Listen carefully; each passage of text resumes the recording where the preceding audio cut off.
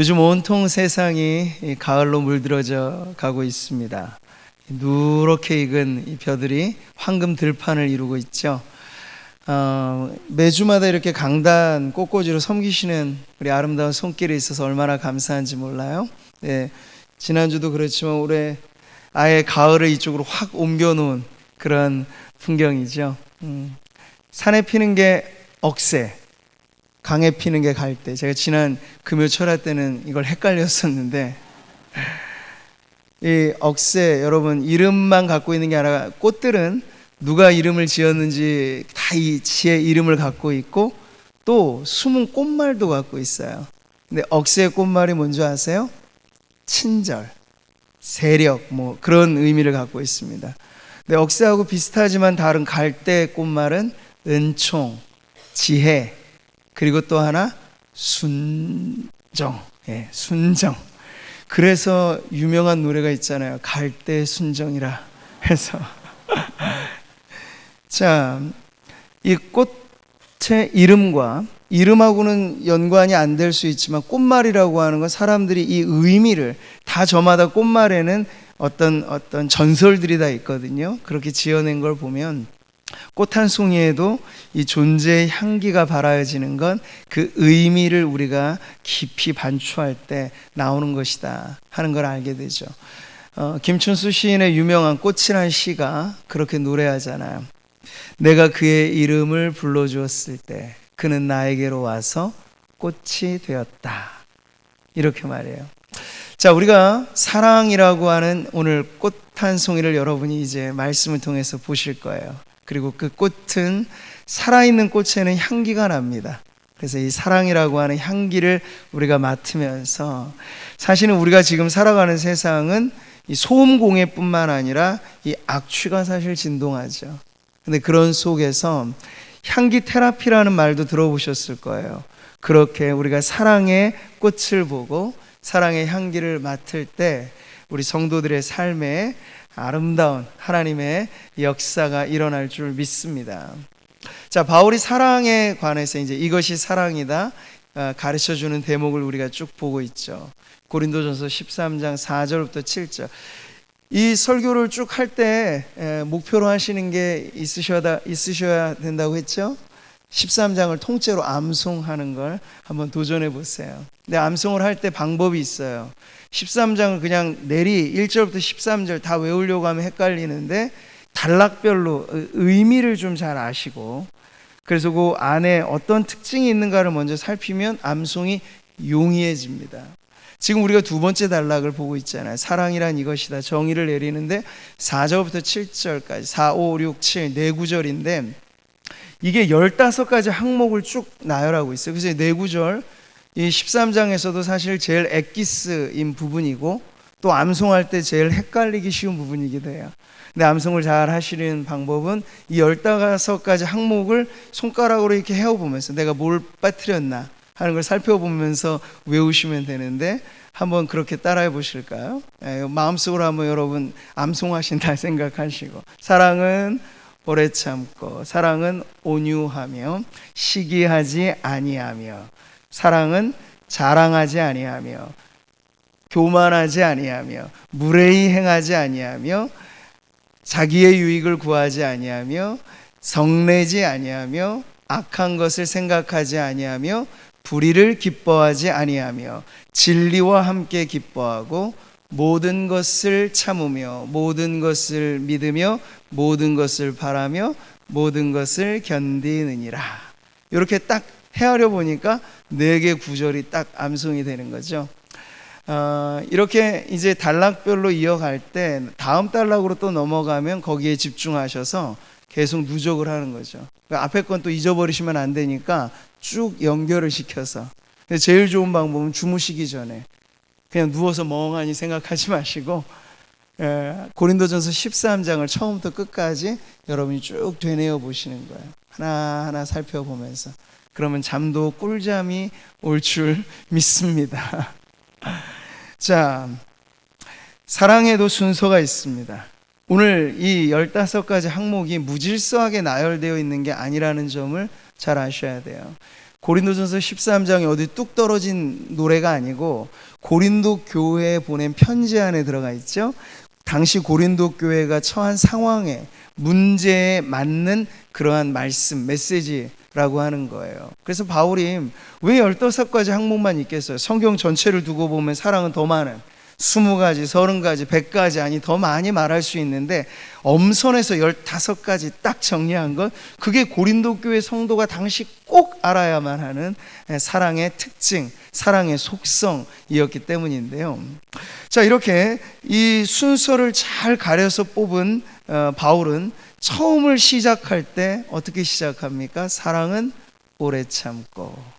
왜 사랑을 오래 참고를 앞세워야 될까요? 다른 걸 넣어도 되는데, 사랑은 온유하고 사랑은 오래 참고 이렇게 해도 될 테고, 사랑은 불의를 기뻐하지 아니하고 이런 걸 앞세워도 누가 아무런 이의를 제기할 필요가 없는데, 앞에 이것을 놓은 건 그만큼이나 우선적으로 고린도 교회, 말 많고 탈 많고 서로 지지고 볶고 하는 그 교회가 알아야 될 사랑의 첫 번째는 사랑은 오래 참는 것이다 하는 것을 일깨워주는 말씀인 거예요.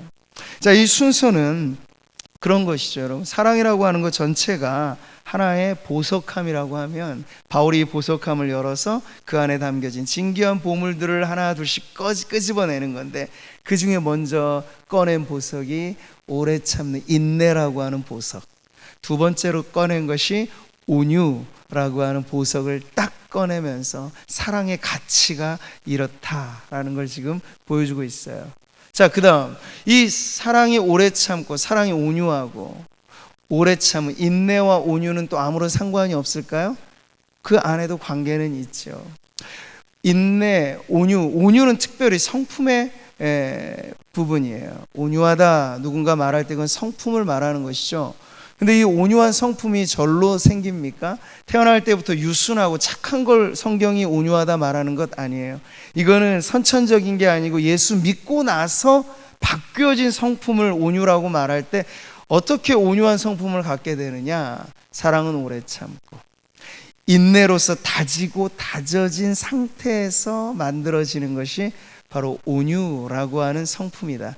바로 오래 참는 사랑과 온유한 사랑은 원인이 되고 결과가 되고, 이렇게 서로 마치 사랑에 뿌리를 내려 꽃을 피운 것이 인내라면 꽃 피운 그 사랑의 향기가 온유라고 할 수 있어요. 아주 밀접한 관계들을 이렇게 갖고 있는 거죠. 자, 거기서 이제 우리는 이 첫 번째를 봅니다. 사랑은 오래 참고. 이제 이 사랑이 오래 참는다 하는 말 안에 우리는 사랑의 진가가 발견되어지는데, 한번 계속해서 이걸 곱씹어 보시고 소가 되새김하듯 그렇게 계속 음미해 보시는 거예요. 사랑은 오래 참는다. 아, 오래 참는 사랑이란 무엇일까? 오래 참는 사랑이 성경에는 어떻게 나올까? 오래 참는 사랑을 내 삶에 어떻게 실천해야 될까?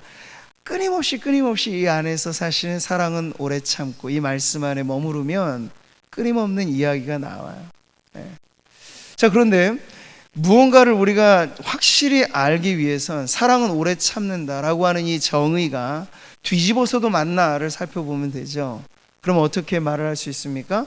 오래 참는 것은 사랑이다 라는 말을 살펴보아야 되는데, 여기에 좀 차이가 있어요. 사랑은 오래 참고 라고 말했을 때 하나님의 사랑, 아가페의 사랑으로 그게 참된 사랑이려면 반드시 오래 참음에 꽃이 피어야 된다. 이건 맞는 말이에요. 근데 뒤집어서 오래 참는 것은 사랑이다 라고 말하면 여기엔 조금 의구심이 들죠. 왜냐하면 오래 참는 인내심 그 자체가 출중한 사람들은 얼마든지 많아요. 예. 여러분, 요즘에 세상은 참 희한해서 별의별 대회가 많거든요. 심지어는 멍 때리기 대회라는 거 들어보셨습니까? 어디 잔디에서 사람들이 각각 흩어져 앉아서 저도 그거 보니까 그거 그냥 멍 하고 시선을, 초점을 잃은 시선으로 어딘가를 보면서 누가 제일 그 멍을 잘 그 상태를 유지하느냐, 이것을 순위를 매기고, 뭐 어떤 때는요 잠 안 자기 대회, 극장에 가서 영화를 며칠씩 보면서 잠 안 자는 사람이 이기는 대회도 있어요. 심지어는 고통 참기 대회도 있어요. 아주 잔인하거든요, 이런 거 보면. 또 어떤 믿거나 말거나일 수도 있겠지만 어떤 사람은 죽을 때까지 고통을 참아서 나중에 1등을 해서 상금은 유가족들이 받았다. 뭐 이런 이야기도 있을 정도로. 여러분, 근데 그런 사람들 인내심을 측정해 보면 이거잖아요. 야, 근데 그걸 사랑이라고 말할 수 있을까요? 독한 거죠. 그건 사랑이 아니고 독한 거죠. 그러니까 여러분, 오래 참는 것은 사랑이다. 이 정의는 안 맞을 수도 있다 하는 거예요. 이런 점에서 사랑과 상관없는 인내를 말하는 게 아니고, 사랑하기 때문에 참아내는 것, 사랑하기 때문에 맺어지는 열매로서 인내, 그것은 누군가에 대하여 우리가 참는다라고 말했을 때 그 마음의 동기가 무엇인지를 묻는 얘기죠. 자, 여러분, 참아내야 될 대상이 있으십니까? 아마 그 누군가가 여러분에게 있으시다면 그분은 우리에게 불편을 주는 대상일 거예요. 나에게 잘해주고 나에게 너무나 좋게 대해주는 사람을 참아줘야 될 이유는 없어요. 그냥 기쁘고 즐거운 거죠. 근데 짜증나게 하고 해코지하고 뒤에서 나한테 뭐라고 말하고, 내 명예를 실추시키고 아니면 돈 띄어먹고 주례랑치고, 이런 사람들에게 대해서는 어때요? 참아줘야 되는 대상이 발생하는 거예요. 이건 관계적인 상황에서 나오는 이야기라는 거예요. 오래 참는다, 그냥 뭐 악으로 깡으로 고통 참는다, 이게 아니고 누군가에게 대해서 인내해 주어야 될 상황을 말할 때 이건 용서의 문제를 다루고 있기도 하죠. 용서. 근데 그 용서도 말이에요, 진정성 있는 용서가 무엇인가는 우리가 고민하게 되는데, 여기에 대한 아주 좋은 예가 복음서에 나와요. 우리 말씀을 같이 한번 읽어보죠. 그때 베드로가 나와 이르되 주여, 형제가 내게 죄를 범하면 몇 번이나 용서하여 주리이까? 7번까지 하오리이까? 예수께서 이르시되 내게 이르노니 7번뿐 아니라 7번을 70번까지라도 할지니라. 용서에 관한 주님의 가르침 이후에 베드로가 물었어요. 와, 주님, 이렇게까지나 용서한다는 건 참 어려운데. 그래요, 좋습니다. 그러면 우리가 까짓것 한번 도전해 볼 텐데 7번까지 그 사람 용서해 주면 이건 최고가 아닐까요? 라는 심정으로 지금 그렇게 물은 거죠. 근데 여러분, 한번 실제적으로 적용해 보세요. 아까도 제가 몇 가지 예를 들었습니다만, 금전상에 나한테 막대한 손해를 끼치고, 물론 믿었어요. 그래서 보증을 서줬어요.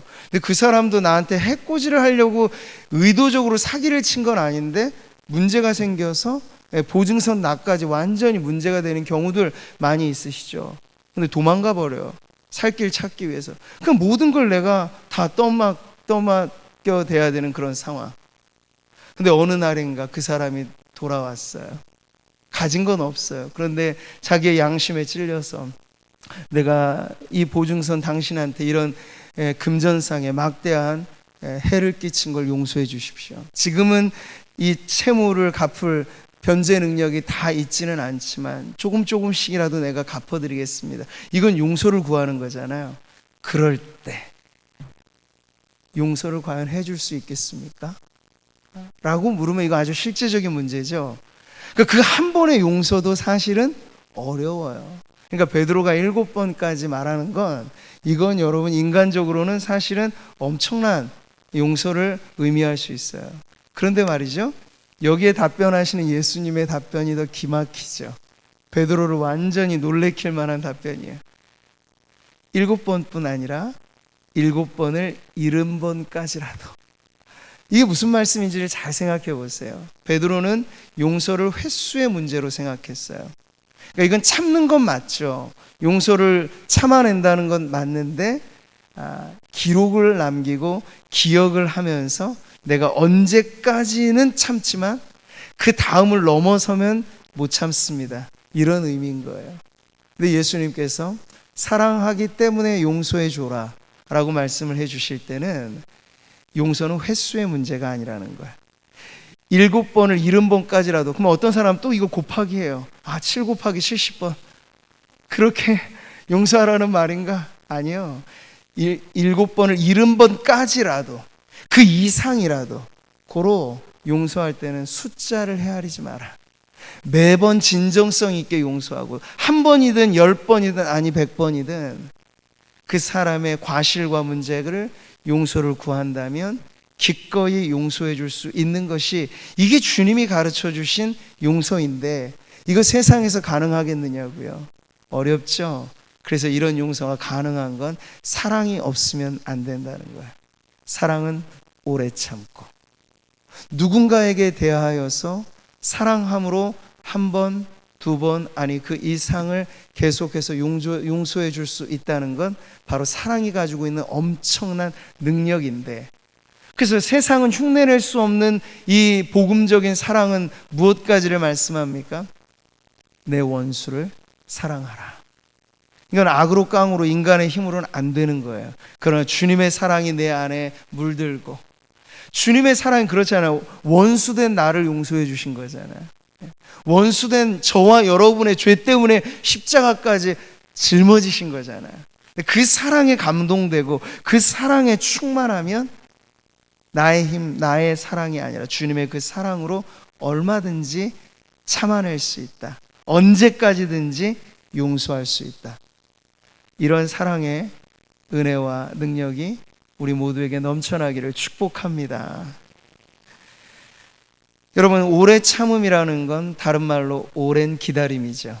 그래서 이 오래 참고라는 원어의 뜻 안에는 아주 긴 시간의 의미가 담겨져 있어요. 근데 여러분, 성경을 보시면 알겠죠? 오래 참기에 대가가 있어요. 바로 우리 하나님이 그런 분이세요. 우리 베드로의 말씀, 서신을 같이 한번 읽어보죠. 사랑하는 자들아, 주께는 하루가 1000년 같고 1000년이 하루 같다는 이 한 가지를 잊지 말라. 주의 약속은 어떤 이들이 더디다고 생각하는 것 같이 더딘 것이 아니라 오직 주께서는 너희를 대하여 오래 참으사 아무도 멸망하지 아니하고 다 회개하기에 이르기를 원하시느니라. 여기 말씀에서 우리가 너무나 아름답고 너무나 신비롭고, 야, 이거 정말 이럴 수 있을까 싶을 만한 구절을 보는 거잖아요. 1000년을 하루같이. 우리한테는 10년도 길어요. 30년은 까마득해요. 근데 하나님의 시간 단위는 아예 그걸 능가해 버리는 거죠. 근데 이 하나님이 1000년을 하루같이 시간을 느끼실 정도로 눈 깜짝할 새 지루하지 않게 보내신다는 건 하나의 이유가 설명되잖아요. 우리에 대하여 오래 참으사. 근데 왜 우리에게 대해 오래 참으시는 거예요? 너 한번 두고 봐. 너 여기까지는 내가 참지만 그 다음부터는 용납 안 돼. 이게 아니라 아예 끝까지. 그러니까 우리가 아무리 길게 산들 1000년을 사는 사람은 없잖아요. 우리의 평생 100년, 120년 말해도 그 우리의 평생을 몽땅 이 사랑 안에 집어넣어도 하나님은 충분히 우리를 받아줄 만큼 길고 긴 사랑으로 우리에게 대하여 오래 참는 분이시다 하는 걸 이 말씀은 보여주고 있습니다. 끝까지 참고 기다리시는. 집 나간 건 아들이고 아버지 마음에 대못을 받고 떠나간 탕자인데, 아버지는 그때로부터 시작해서 동구박 저 멀리 내 아들 언제 올까 문 열고 기다리는 거죠. 근데 그 기다리는 시간을 아깝다고 여기나요? 아니요. 돌아오면 그냥 다 잊어버리는 거예요. 너 왜 지금 왔니? 하소연, 원망, 아니요. 그냥 말없이 안아주는 거죠. 이게 바로 오래 참기의 대가인 우리 하나님이 갖고 있는 사랑인 줄 믿습니다. 우리가 어떻게 이 사랑을 본받을 수 있을까요? 여러분, 해만 바라보고 꽃을 피운다 해서 이름이 해바라기. 비슷한 꽃 또 하나가 있죠. 달만 보고 핀다 해서 달맞이꽃. 두 꽃의 꽃말이 똑같아요. 기다림. 다른 꽃들과 비교할 필요가 없죠. 너는 왜 지금 피는데 나는 아직 못 필까? 그렇게 고민하지 않아요. 꽃들은 저마다 피는 시기가 따로 있어. 근데 해바라기는 그거 고민하지 않고 해만 쫓아 바라보면서 저절로 때가 되어 꽃을 피우는 거죠. 여러분, 이게 기다림의 의미예요. 우리 안에 당장 아등바등해서 사랑이 없던 사랑이 생기고 그러는 게 아니라 우리의 시선을 사랑이신 그분, 오래 참기의 대가이신 우리 하나님을 우리가 지속적으로 응시하고 바라보고, 그게 믿음이잖아요. 그럴 때 말이죠, 우리 안에 물들여지는 하나님의 그 사랑이 때가 되어 우리의 마음 가득히 꽃을 피우실 때 그 꽃이 바로 오래 참는 사랑의 꽃이 될 줄 믿습니다. 여러분, 그 꽃이 피어나면요, 살아있는 꽃에는 향기가 나게 마련이죠. 억지로 향기, 여러분 요즘에 꽃에도 향수를 뿌려서 선물 주는 경우들도 있어요. 그건 참 웃긴 거죠. 꽃은 저마다의 향기가 있는데 마찬가지예요. 온유라고 하는 향기는 억지로 만들어내는 게 아니고 이 인내가 꽃 피워질 때 자연스레 우리 안에 돋아나는 그 꽃 속의 향기가 바로 온유라고 하는 향기예요. 그래서 사랑은 오래 참고, 그 다음에 사랑은 온유하며, 이렇게 나오는 거죠. 예수님 팔복에서도 복의 이 내용들을 말씀하실 때 순서가 무질서하지 않아요. 심령이 가난한 자 복이 있나니, 그 다음 애통하는 자 복이 있나니, 그 다음 온유한 자 복이 있나니. 그렇게 가면 갈수록 이 복된 그러한 변화의 열매들이 맺어진다 하는 건데, 바로 인내와 온유가 그렇게 꽃을 피우고 향기를 내는 사랑의 아름다운 모습인 것을 보여주죠. 우리가 외유내강이란 말을 씁니다. 겉은 부드럽지만 속은 강하다. 이게 오늘 이 사랑으로 우리가 적용한다면 인내의 사랑, 오래 참는 사랑은 안으로 강한 사랑이에요. 누군가에 대해서 참아주는 것이니까. 근데 온유한 사랑은 뭐냐면 겉으로 드러나는 부드러운 사랑이라고 할 수 있죠. 이 모두가 다 타인과의 관계에서 적용되는 겁니다. 그러니까 사랑은 관념이 아니고, 사랑은 어떤 사랑하기라는 게 따로 있어야 될 이유가 없어요. 사랑은 관계 속에서 받기도 하고 주기도 하는 것이니까요. 자, 이 온유라고 하는 그 원어 안에는 친절이라고 하는 뜻이 담겨져 있습니다. 그러니까 온유하면 조금 이게 뭘까 싶은데 친절하면 조금 더 구체적으로 와닿으시죠? 그래서 사랑은 친절하고, 이렇게도 표현할 수 있어요. 우리가 말하는 친절이란 뭔가요? 누군가에게 대해서 친절하게 미소 지어주는 것. 친절은 무엇입니까? 친절하게 들어주는 것, 친절하게 도와주는 것. 교회에 새 가족이 왔어요. 그러면 그건 새 가족부에서 알아서 하겠지. 그게 아니고 성도로서 친절하게 웃어주고 친절하게 환영해주고, 이런 친절은 여러분 어려운 것이 아니죠. 하나하나 이 친절한 작은 하나의 이 섬김들이 쌓이고 쌓일 때 나중에는 그게 무엇이 될까요? 내게 깃들어지는 성품이 되는 거예요. 바로 온유의 사랑이란 이런 것입니다. 인내가 타인에 대하여 소극적인 태도라면 참아내는 것이니까, 온유는 타인에 대한 적극적인 태도예요. 섬겨주는 것이기 때문에. 그러니까 이 두 사랑이 우리 안에 절묘하게 조화를 이룰 때 그 성도에게는 무엇이 날까요? 향기가 납니다. 할렐루야. 여러분, 이 온유에 대해서 생각할 때 우리는 온유의 대가를 알고 있습니다. 누구이죠? 오늘 말씀 같이 볼까요? 수고하고 무거운 짐진 자들아 다 내게로 오라. 내가 너희를 쉬게 하리라. 나는 마음이 온유하고 겸손하니. 예수님도 수고로운 삶을 사셨어요. 공생애 때. 누구 못지않게 예수님의 3년은 아마 모든 사람의 평생이라 할 만큼 집약된 아주 타이트한 삶을 사셨는데, 그런 주님이 말씀을 하세요. 어떻게? 수고하고 무거운 모든 자들을 부르시는 거예요. 내게로. 여기서 우리는 알 수 있죠. 그들을 초대하시는 주님의 마음이 참으로 넉넉하구나. 그러니까 내 마음은 온유하니 라고 했을 때 그 마음은 뭡니까? 여유로운 마음이에요. 넉넉한 마음이에요. 누군가에게 대하여 온유한 사랑을 베풀려면 마음이 쪼들려서는 안 되죠. 여유로워야 돼요. 그 마음은 호수 같은 마음이에요. 여러분, 잔잔한 호수에 누군가 돌을 던지면 잠깐은 파동이 일 거예요. 그러나 이내 다시 잠잠해지죠. 온유한 마음을 갖고 산다는 건 이런 것이에요.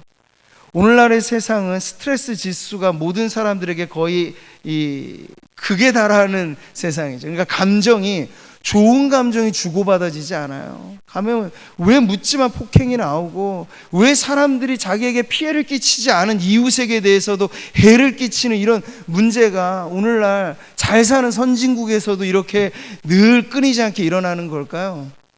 누군가 복받쳐오르는 이 마음의 스트레스가 있는 거예요. 근데 그걸 담아주고 받아줄 사람도 없는 거예요. 자, 그럴 때 하나님의 사랑에 물든 이 꽃과 같은 향기로운 성도들이 만약 곳곳에 살아간다면, 이런저런 일들로 수고하고 무거운 짐진 사람들, 스트레스 가득한 사람들의 그 감정들이 누군가에게 툭 던져지면 그게 반사돼서 부메랑으로 돌아오게 하는 게 아니라 그걸 호수처럼 받아내는 거죠.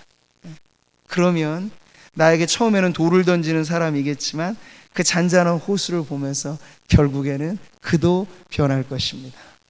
이게 바로 온유로서 세상을 다스리는. 그래서 온유한 자는 복이 있나니 땅을 기업으로 얻을 것이요. 아니, 온유와 땅이 무슨 상관이 있을 거라고 주님은 그렇게 말씀하실까요? 온유한 마음으로 세상을 살아간다면 그 영향력의 지평은 이와 같이 엄청나게 확대된다는 의미를 담고 있는 거예요. 사랑하는 성도 여러분, 온유한 마음, 주님의 마음. 온유한 마음은 여유로운 마음.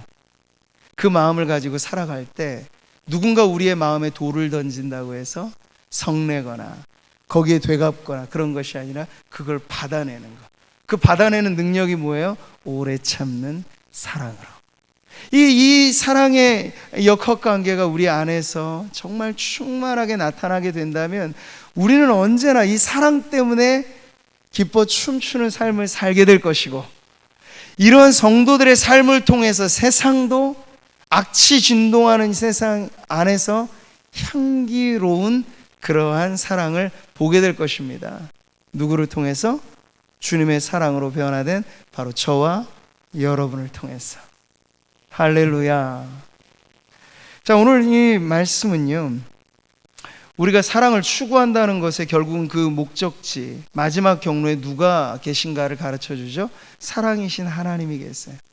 그래서 우리가 사랑을 추구할 때 결국 하나님의 사랑과 맞닿아지고, 그럼으로써 우리는 더 주님을 닮아가는 그러한 변화가 일어나게 되는 줄 믿습니다. 자, 이 이해들을 가지고 이제 우리의 삶을 살아가야 되는데요, 주일로 시작된 한 주간의 삶은 여전히 세상 스트레스로 가득할 것이고, 집에서나 직장에서나 삶의 관계에서 부딪히는 많은 사람들은 뾰족뾰족한 가시들을 많이 갖고 있는 장미꽃 같은 분들이 많을 거예요. 자, 그런 분들을 대할 때 어떻게 이 사랑을 실천할 것인가에 대한 마지막 적용을 우리가 해봐야죠. 사랑은 명사가 아니고 사랑은 동사입니다. 사랑은 머물러 있는 게 아니라 사랑은 움직입니다. 주님의 사랑이 움직여 우리에게 왔죠. 그 사랑이 우리에 통하여 또 움직여 세상에 전해지도록 하시는데 그 방식을 우리가 이해할 필요가 있어요. 근데 한꺼번에 인류 전체를 사랑하십시오. 성경은 그렇게 우리에게 말씀하지 않아요. 한 번에 한 사람씩, 한 번에 작은 하나의 실천으로 그렇게 말하는 것이죠. 가톨릭 신앙이 우리와 다르기는 합니다만, 여러분, 마더 테레사 하면 모두에게 존경받는 여인이죠. 빈민 구제, 이 인도의 캘커타 그 빈민촌이라고 하는 건 지금도 엄청나게 우리가 가난하다고 말하는 것과 이 인도 같은 나라에서 가난한 사람이라고 말하는 건 너무나도 큰 차이가 나요. 끔찍한 밑바닥 생활을 하는 사람들을 평생에 걸쳐 가녀린 여인이 엄청난 구제에 힘을 써서 노벨 평화상까지도 받았던 마더 테레사, 그의 평생을 담아놓은 아름다운 그의 고백이 이렇습니다. 우리 같이 한번 읽어볼까요? 난 결코 대중을 구원하려고 하지 않는다. 난 다만 한 사람을 바라볼 뿐이다. 난 한 번에 단지 한 사람만을 사랑할 수 있다. 한 번에 단지 한 사람만을 껴안을 수 있다. 단지 한 사람, 한 사람씩만. 그녀가 노벨 평화상을 받을 때 기자들이 몰려와서 묻는 거예요. 당신은 어떻게 이렇게 위대한 일을 행할 수 있었습니까? 정말 수만의 많은 가난한 사람들을 돕고 병든 사람들을 구제하는 그런 일을 하였거든요. 그 비결을 묻는 거죠. 그러더니 똑같이 이 말을 비슷하게 말을 해요. 나는 한 번에 한 사람씩 돕는 것에 최선을 다했을 뿐입니다. 그러다가 여기까지 왔다는 이야기죠. 자, 여러분, 다시 성경의 말씀으로 돌아와. 그저 성경의 기준이 아니더라도 그 가톨릭 신앙 하나만 가지고도 그 여인은 그래도 실천하려고 애썼는데, 저와 여러분은 가톨릭의 신앙보다도 훨씬 진리로서 믿고 있는 이 신앙을 갖고 있다면 우리는 좀 더 부끄러움을 느껴야 하지 않을까 싶어요. 참된 진리를 알고 있고 참된 가치가 무엇인지 알고 있는데 과연 우리를 통하여 흘려보내는 사랑은 그 진리를 닮아 있는가? 그래서 나중에 나오잖아요. 사랑은 진리와 함께 기뻐하는 것이라. 그거 말이죠. 여러분, 이것이 오늘 우리가 실천해야 될 대목입니다. 한 번에 몽땅이 아니에요. 우리가 나와 전혀 관계없는 누군가에게 동정심을 갖기란 더 쉽습니다. 사실 쉬워요. 그게 더. 아프리카 오지에 있는 어떤 아이와 결연을 맺고 한 달에 몇천 원, 오직 10,000원 이런 식으로 보내는 것에는 여러분 오히려 더 감동이 일어날 수 있어요. 그런데 문제는 내 가장 가까이에 있는 사람을 참아주느냐 그렇지 않으냐, 이건 다른 문제예요. 대부분 많은 사람들이 불행을 느끼는 건 먼데 있는 사람 때문이 아니라는 사실을 잊지 않으시면 좋겠어요. 가까이에 있는 가족 관계에서 불행이 야기됩니다. 교회의 행복한 교회 생활 아니냐, 이게 하나님과의 관계에서는 사실 하나님이 우리를 불행하게 하지 않으시잖아요. 교우들과의 관계 속에서 참아주느냐 온유하게 대해주느냐, 이게 행복한 교회 생활의 비결입니다. 근데 여기서 사실 다 놓치고 먼데 가서 사랑을 찾고 먼데 가서 무언가 희생을 이야기하는 거, 그거는 오늘 사랑 말씀하신 그 사랑하고는 좀 다른 것이죠. 사랑하는 성도 여러분, 한 번에 한 사람씩 이 기준을 가지고 이제 이 사랑을 실천해 보십시오. 그리고 처음부터 위대한, 처음부터 완전한 그건 아니에요. 사랑은 친절이라 하였으니 내 가족과 내 교우와 내 동료들에게 친절하게 미소 지어주세요. 사랑이 그것으로 보여질 수 있도록. 누군가 아우성치듯 자신의 고민을 말할 때 내가 시간만 된다면 그 시간을 더 들어주는 것만으로도 사랑을 실천할 수 있습니다. 우리가 실천할 수 있는 작은 것에서부터 시작하세요. 그게 참된 사랑을 우리에게 채워나가는 가장 빠른 길입니다. 먼 데서부터가 아니에요. 가까운 데서부터. 그렇게 한 걸음씩 한 걸음씩 나아갈 때 사랑과 이 사랑이 꽃이요 향기라고 말했을 때 인내와 온유는 이제 우리에게 잘 맞는 옷처럼 입혀지게 될 것입니다. 오늘 성경이 이렇게 말씀하세요. 그러므로 너희는 하나님이 택하사 거룩하고 사랑받는 자처럼 긍휼과 자비와 겸손과 온유와 오래 참음을 옷 입고.